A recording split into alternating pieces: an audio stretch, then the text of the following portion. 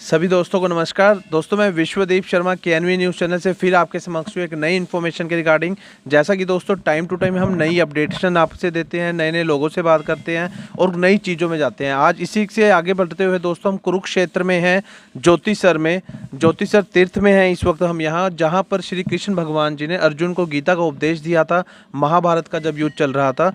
तो आज हम दोस्तों आप सबके सामने एक नई चीज़ें बात करेंगे, यहाँ के जो लोग हैं उनसे बात करेंगे, कुछ इस धाम के बारे में बात करेंगे, कुछ लोग बाहर से घूमने आए हुए हैं उन लोगों से भी बात करेंगे वन टू वन। तो सबसे पहले तो हमारे साथ खड़े हैं गोगा जी, जो थोड़ा सा हमें बताएंगे कि ये धाम है जो जो हमारा ज्योतिसर है, ये कहाँ कब से यहाँ पे, जैसे ये लोग आते हैं अलग अलग शहरों से आते हैं, अलग अलग राज्यों से आते हैं, तो थोड़ा सा सर इस धाम के बारे में आप बताएं। सर यहाँ का मानना ये है कि भगवान कृष्ण जी ने इसी जगह पे गीता का उपदेश दिया था। तो वास्तव में इस जगह का नाम है ज्योतिसर। ज्योति मैंने प्रकाश, यानी कि भगवान कृष्ण जी ने यहाँ पे ज्ञान का ज्योति जलाया गया था। और इस सरोवर को हम बोलते हैं ज्ञान का सरोवर, और इसका मिलके बना फिर ज्योतिसर। हम पीछे बैक साइड में देखेंगे तो वहाँ पे आदि गुरु शंकराचार्य जी का मंदिर भी है। ये आदि गुरु शंकराचार्य जी बताते हैं कि 1200 साल पहले जब उन्होंने पूरे भारत को घूमा तो घूमते हुए वो यहाँ पे आए। उन्होंने बैठ के यहाँ पे पूरा मेडिटेशन किया, ध्यान किया, महसूस किया इस बात को, और फिर उन्होंने कह दिया कि भगवान जो कृष्ण ने गीता गाई थी वो ठीक इसी जगह पर ही गाई गई थी। आज से 5500 वर्ष जो कि महाभारत का युद्ध लड़ा गया था, ये पूरा ही 48 कोस का भूमि है, यानी कि 156 किलोमीटर में महाभारत का युद्ध लड़ा गया। बताते जो कि 18 दिन तक चला। 18 ही अध्याय गीता के हैं, 700 श्लोक हैं सर उसके अंदर। आज जितने भी श्रद्धालु यहाँ पे दूर दराज से आते हैं, चाहे वो मुंबई से आते हैं, दिल्ली से आते हैं, चंडीगढ़ से आते हैं, पंजाब से आते हैं, हरियाणा से आते हैं, भारत के किसी भी कोने से आते हैं वो, और आने के बाद उसके मन में एक ही सवाल होता है कि मैं जब भी कुरुक्षेत्र की भूमि पे जाऊंगा और फिर उधर में जाके ये सवाल करूंगा।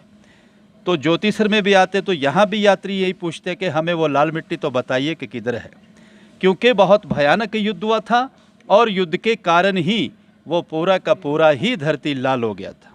लेकिन कहते हैं कि आज हमें वो लाल धरती यहाँ पे देखने को नहीं मिलता है। क्यों नहीं मिलता?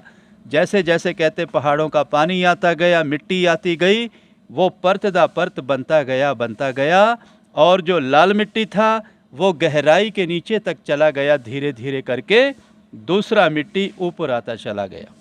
इसलिए हमें अब वो दिखाई इधर में नहीं देता है।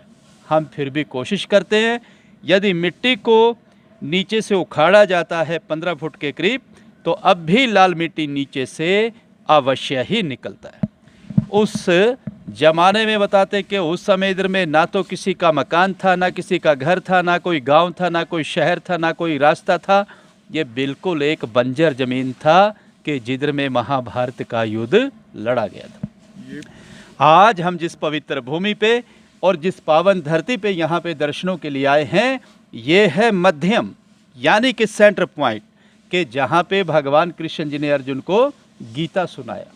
जब अर्जुन को इधर में आके मोह गया कि मेरे चाचा, मेरे दादा, मेरे संबंधी, मेरे अपने तो है प्रभु, मैं मारूं तो किसको मारूं, भगवान कृष्ण जी ने फिर इस जगह से कह दिया, अर्जुन अगर तू नहीं मारेगा तो मारे ये सब जाएंगे, इसलिए उठो और युद्ध का तैयारी करो। कहते हैं कि इसी जगह पे आके अर्जुन का जो मोह था वो पूरी तरह से भंग हो चुका था। इसी जगह से युद्ध का शुरुआत हुआ और अंत में आके युद्ध यहाँ समाप्त हो गया। कहते हैं कि भगवान कृष्ण जब इस पेड़ के नीचे गीता सुना रहे थे अर्जुन को, ये पेड़ कौन सा है? हाँ मैं वही बता रहा हूँ, गीता सुनाते समय ये पेड़ भी सदा सदा के लिए अमर हो गया था, और तभी इस पेड़ का नाम पड़ा अक्षय वट। अक्षय मैंने जिसका अक्षय ना हो, जो ख़त्म ना हो, हमेशा हमेशा के लिए जो जिंदा रहता है, अमर रहता है, उसको हम अक्षय वट बोलते हैं। तो बहुत सारे श्रद्धालु आते हैं, पेड़ को नमस्कार करते हैं, और जो उनकी मनोकामनाएं होती है वो यहाँ से पूर्ण भी करते हैं। बोली कृष्ण भगवान की। तो ये यहाँ का जानकारी है। ये थोड़ा सा बताएं गोगा जी हमें ना, जैसे आइए इधर से पेड़ एक बार दिखाएं जो दर्शन करें हम उस वृक्ष के जहाँ पे श्री कृष्ण भगवान ने गीता का उपदेश दिया था अर्जुन को, जब महाभारत का युद्ध स्टार्ट हुआ, युद्ध चल रहा था। आज हम उस पेड़ के दर्शन दोस्तों करने वाले हैं। जो इतना अगर हम बात करें, इतना पुराना वृक्ष है यहाँ पर कुरुक्षेत्र की पावन धरती पर, और जहाँ पर खुद साक्षात वो पेड़ है जहाँ पर कृष्ण भगवान जी ने अर्जुन को गीता का उपदेश दिया। उस पेड़ के हम दर्शन दोस्तों करने वाले हैं। आप देख सकते हैं दोस्तों, ये वृक्ष है, उस टाइम का वृक्ष है ये। थोड़ा सा आ जाइए ऊपर। ये देखिए, सबसे पहले तो हम दर्शन करेंगे, इस पेड़ को नमस्कार करेंगे। यहाँ पर कृष्ण भगवान जी ने अर्जुन को गीता का उपदेश दिया। यह पवित्र स्थल है दोस्तों, हम उस पवित्र स्थल में आज आपको लेकर आए हैं सभी को, और ये आपको साक्षात दर्शन करा रहे हैं। थोड़ा सा सर ये बताएं, ये वृक्ष है वो उस टाइम का? सर ये उसी समय का है। मैं तो जब से पैदा हुआ हूँ, और जिनके इस गांव में जो दादे परदादे रहते थे वो भी यही बताते आ रहे हैं कि हम इस पेड़ को ऐसे कैसे देख रहे हैं।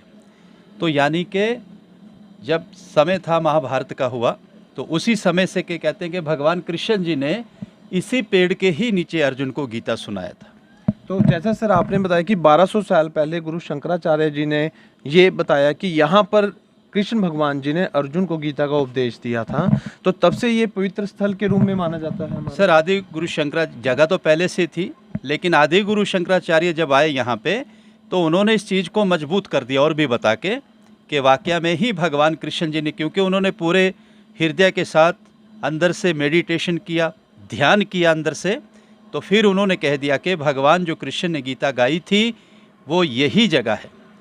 तो उन्होंने ये सिद्ध कर दिया कि भगवान कृष्ण ने यदि गीता गाई थी तो इसी जगह पर ही गाई गई थी। देखिए यहाँ पे दोस्तों कैसे सर ने एक्सप्लेन किया कि जो गीता का अगर हम बात करें, जो गीता का संदेश था जो कृष्ण भगवान जी ने अर्जुन को दिया था, वो यही पेड़ के नीचे हम इस वक्त खड़े हुए हैं।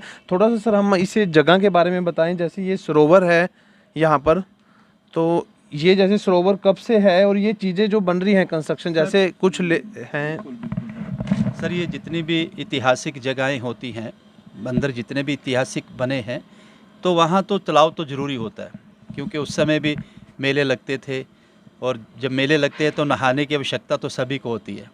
तो कहते हैं कि इस पवित्र सरोवर में लोग डुबकी लगाया करते थे उस समय। तो माना जाता है कि जब सोमवती मोस या सूर्य ग्रहण का मेला लगता था और ज़्यादा ही महत्व बढ़ जाता था यहाँ इस चीज़ का। कहते हैं कि एक बार डुबकी लगाने से हमें 13 गुना फल ऐसा मिल जाता था। तो ये यहाँ का महत्व है। देखिए सर ने बहुत अच्छा बताया हमें, और थोड़ा सा मैं अपने जो कैमरामैन दोस्त हैं उनसे रिक्वेस्ट करूंगा दोस्त, एक ये सरोवर के भी दर्शन हमारे जो व्यूअर्स हैं उनको दिखाएं कि जो यहाँ पे सरोवर बना हुआ है, जहाँ पे ज्योतिसर तीर्थ में इस वक्त हम हैं। और देखिए ये सरोवर है दोस्तों, जो सरोवर है, और यहाँ पे लेज़र शो होता है, नाइट शो होता है। ये सामने मैं दिखाना चाहूँगा थोड़ा सा। देखिए वो सिटिंग एरिया है जहाँ पे नाइट शो होते हैं लेज़र से, जो कृष्ण भगवान की उस टाइम की जो अगर हम बात करें उस टाइम का पूरा प्रारूप इस जो शो में दिखाया जाता है। और देखिए किस तरह यहाँ पे अभी अंडर कंस्ट्रक्शन है कुछ एरिया। यहाँ अगर हम बात करें पैनोरमा टाइप यहाँ पे बनने वाला है कुछ चीज़, और ये सरोवर है। तो दोस्तों आप कभी भी कुरुक्षेत्र में विज़िट करें तो ज्योतिसर तीर्थ में ज़रूर आए, इसका अपना ही महत्व है। और जैसा कि कुछ हमारे जो गोगा जी हैं उन्होंने बताया कि वृक्ष जो दिखाया, ये वृक्ष है जो अगर सबसे बड़ा अगर हम कहें ये साक्षात दर्शन है जहाँ पर कृष्ण भगवान जी ने अर्जुन को गीता का उपदेश दिया। जब भी आपका कुरुक्षेत्र हरियाणा में आए तो यहाँ विज़िट ज़रूर करें, यहाँ माथा जरूर टेकें, और कहते हैं कि यहाँ पे सभी की मनोकामनाएं पूरी होती है जो सच्चे दिल से यहाँ मनोकामना करता है। तो दोस्तों आज का जो हमारा यहाँ पे इन्फॉर्मेशन थी दोस्तों, यही हम बताना चाहते थे। जो कुरुक्षेत्र में तीर्थ है ज्योतिसर, उसके साक्षात दर्शन हमने आज करवाए आपको। मेरी आपसे रिक्वेस्ट है, सबसे पहले आप चैनल सब्सक्राइब करें अगर आपने चैनल अभी तक सब्सक्राइब नहीं किया, और साथ ही साथ इस इन्फॉर्मेशन को ज़्यादा से ज़्यादा शेयर करें, व्हाट्सएप ग्रुप में डालें। जो इसका इतिहास है, आप सब लोगों को, हमारी आने वाली जनरेशन को ये चीज़ें पता होनी चाहिए। आपने दोस्तों ये इन्फॉर्मेशन सुनी, इसके लिए धन्यवाद।